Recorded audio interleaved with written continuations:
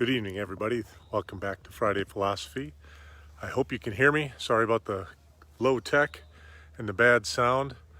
I am at my parents' place. You can see the little lake out front there. And I forgot to bring my microphone, so I apologize. But thanks for joining me. And today we're going to talk about the Boiled Frog Society. Probably about 22, 23 years ago, I wrote a pamphlet for my office called the Boiled Frog Society. And the whole premise is this. You take a frog and you drop that frog into a pot of hot water, and what happens to it? It hops out. It says ouch, and it gets out. But you take that same frog and you put that frog into a pot of cool water, and he's just relaxing. He's like, this is kind of nice. I like this. And then you turn the heat up slowly, and gradually that frog will cook without even realizing that it's cooking. And we see that a lot. I mean, the simplest in your body example is you get that teeny little pebble of sand in your shoe when you're walking, and you don't even notice it for the first mile. And then you can feel a little something in there. And if you leave it in there long enough, pretty soon you've got a bloody hole in your sock and your foot. And if you go too long, then it's infected. And that's the way things go. We are so trained, especially these days, to everything being an event. We want it right now. If I got a question, I'm going to come to my phone, I'm going to hit Google, I'm going to ask it because I want to answer now, because I don't want to wait. We have microwaves. Everything has got to be right now. We are an instant gratification society. And some things take time. Every episode I'm talking about principle number 6, time. There is no process which does not require time. It takes time to grow. It takes time to cook your food. It takes time to grow your food. But breaking stuff happens really, really fast, most of the time. If it's a big incident, you tip over a statue, it's broken. That's in a heartbeat. But most of the things that go wrong, most of the things we fix in the office, we find, are things that have started years ago.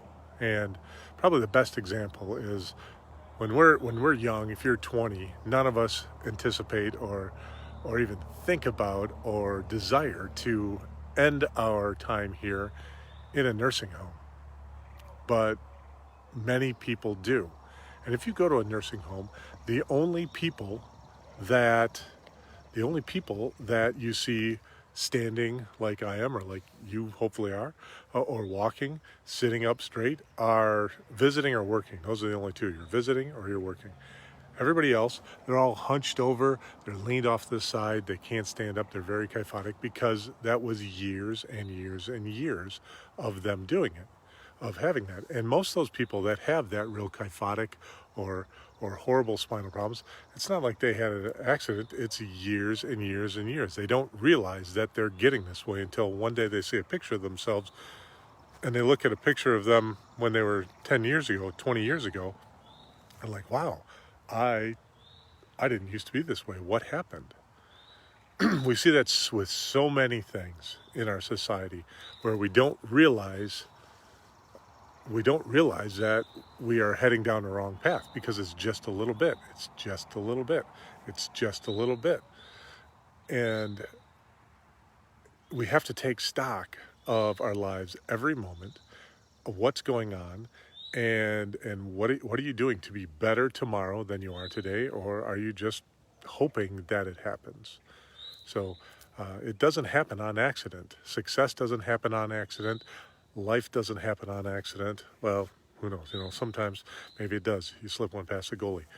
But there is a process for everything. And if you aren't actively guiding that process through being conscious of what you do with your body, getting your spine checked so that you can grow properly, because your nervous system runs everything. If you're not conscious of what you put in your body, because you are what you not just eat but absorb, when you think of things like lung cancer, throat cancer, there probably isn't a person on the planet that doesn't know that smoking causes cancer. But there's lots of people that smoking end up cancer because they don't think it's going to be them. And that is the problem. It's those little steps. You don't think that it's going to be a big issue. You don't think that it's going to be a problem. Oh, maybe this will be okay. Oh, I'll do that tomorrow. And the next thing you know, you're a place you don't want to be. So I hope this video finds you all well. Thank you everybody for watching. Sorry about that. And I hope I can challenge you all to take stock of where you are at in your life and your health and where you want to be, and figure out the right roadmap to get there and work really hard at that. Thanks for watching. We'll see you next week.